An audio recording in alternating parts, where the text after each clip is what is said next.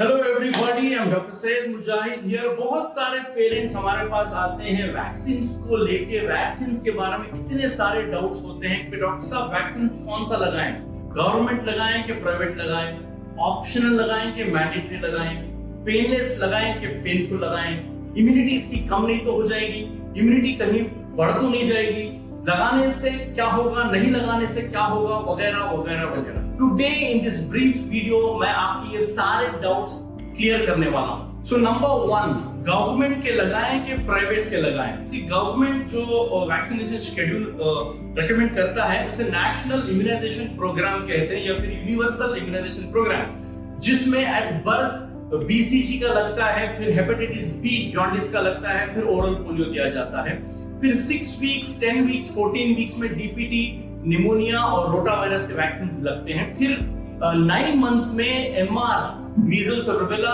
Plus vitamin A कुछ जगह पे और जापानीज एन्केफेलाइटिस का लगता है, फिर डायरेक्टली 1.5 साल में डीपीटी हिप का बूस्टर लगता है। इसके बाद डायरेक्टली 4 से 6 साल में डीपीटी का एक और बूस्टर लगता है। ये है NIP. IAP Indian academy of paediatrics ये मानता है कि इसके अलावा जैसे इन्फ्लुएंजा है, टाइफॉइड है, हेपेटाइटिस ए है, चिकन पॉक्स है और ब्रेन फीवर, मेनिंगोकोकल वैक्सीन भी जरूरी है, क्योंकि जब बच्चे स्कूल वगैरह जाना शुरू करेंगे, ट्रैवल शुरू करेंगे, तो इन बीमारियों से भी बचना जरूरी है। तो ये 2 डिफरेंसेस हैं, लेकिन चॉइस आपका रहेगा कि आप कौन सा लगाना चाहते हो। गवर्नमेंट स्कूल का सिलेबस है, प्राइवेट स्कूल का सिलेबस है, कुछ एक्टिविटीज, कुछ सब्जेक्ट्स ज्यादा है।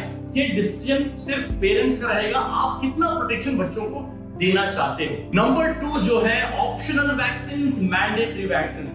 इसी टॉपिक को मैं थोड़ा खींच के आपको समझाता हूं। जो गवर्नमेंट ने तय किया है वैक्सीन्स नेशनल इम्यूनाइजेशन प्रोग्राम के तहत, ये गवर्नमेंट मानती है कि मैंडेटरी वैक्सीन है, इसको आपको लगाना, मतलब मिनिमम वैक्सीन से लगाना जरूरी है। ये जो आईएपी है, इंडियन एकेडमी ऑफ पीडियाट्रिक्स का रिकमेंडेशन है, ये मानते हैं कि ये ऑप्शनल वैक्सीन है, जैसे इन्फ्लुएंजा का है, जैसे ब्रेन फीवर, मेनिंगोकोकल का वैक्सीन का है। ये पेरेंट के साथ डिस्कस करके पीडियाट्रिशियन सजेस्ट करते हैं। जो पेरेंट्स लगाना चाहते हैं, जैसे मैं आपको पहले भी बताया था, कुछ एडिशनल सब्जेक्ट बच्चा पढ़ना चाहते हैं, एडिशनल एक्टिविटीज बच्चा स्कूल में करना चाहते हैं, तो वो कर सकते हैं। तो ये ऑप्शनल है, जो आपकी मर्जी, आपके डिसीजन से ही लगेंगे। उसमें नुकसान बिल्कुल नहीं है, फायदा है, जिसकी वजह से प्रोटेक्शन मिलेगा।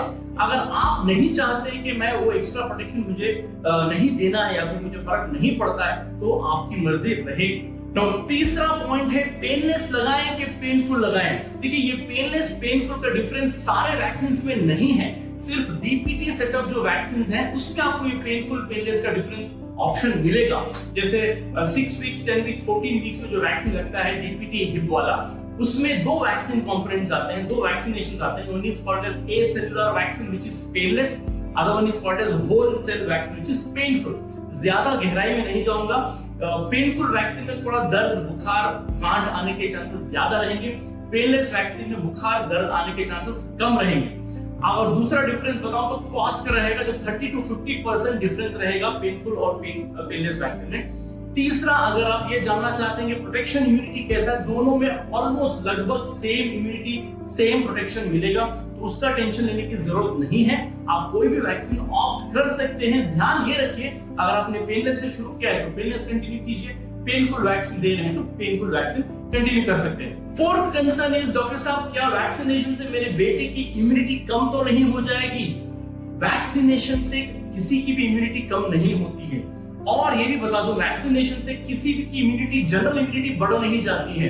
अगर आपने चिकन पॉक्स का वैक्सीन लगाया है तो सिर्फ चिकन पॉक्स के अगेंस्ट बॉडी में इम्यूनिटी पैदा होगी, जिसे सेलुलर इम्यूनिटी कहते हैं। अगर आपने टाइफॉइड का वैक्सीन लिया है तो सिर्फ टाइफॉइड के अगेंस्ट इम्यूनिटी पैदा होगी। तो स्पेसिफिक इम्यूनिटी जनरेट करता है, जनरल इम्यूनिटी नहीं। और इम्यूनिटी बच्चे की कम बिल्कुल नहीं होगी। ये बहुत सारा मिथ, मिसकंसेप्शंस, लोगों में गलतफहमी है कि वैक्सीन से बच्चा कमजोर हो जाएगा या फिर कुछ पता नहीं क्या क्या अफवाहें फैल रही है। प्लीज इससे दूर रहिए, ये एब्सोल्युटली मिथ है। फिफ्थ पॉइंट, पेरेंट्स ये भी पूछते हैं कि डॉक्टर साहब अगर वैक्सीन हमने मिस कर दिया, हमने कोई भी वैक्सीन नहीं लगाया या फिर आधे वैक्सीन नहीं लगाया तो क्या होगा? वेल, अगर आपने वैक्सीन मिस कर दिया तो वही हो सकता है अगर बच्चा किसी रोलर कोस्टर राइड पे जा रहा है, कार के ड्राइव पे जा रहा है, बाइक पे बैठ के जा रहा है, उसका सीट बेल्ट नहीं है, हेलमेट नहीं है, सेफ्टी प्रिकॉशंस नहीं है, जो रिस्क वहां पे हो सकता है वही रिस्क हो सकता है, क्योंकि बच्चा बड़ा होगा तो स्कूल जाएगा, खेलेगा, कूदेगा, ट्रैवल करेगा, 10-20 बच्चों के साथ मिलेगा जुलेगा, तो एक एक्सपोजर रहेगा बीमारी होने का, इन्फेक्शन आने का। तो वैक्सीन एक प्रिकॉशन है, प्रिवेंशन है, जो बच्चों को कुछ जानलेवा बीमारियों से बचाता है।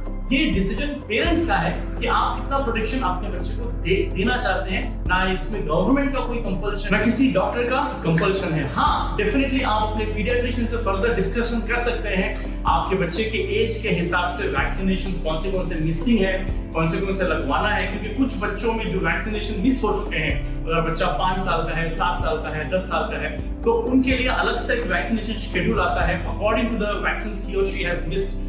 उसमें कुछ वैक्सीन जो जरूरी होते हैं वो दिए जाते हैं। तो for further details and inquiry please आपके पीडियाट्रिशियन से डिस्कस कीजिए, and please do not miss your children's essential vaccination because that is their birth right.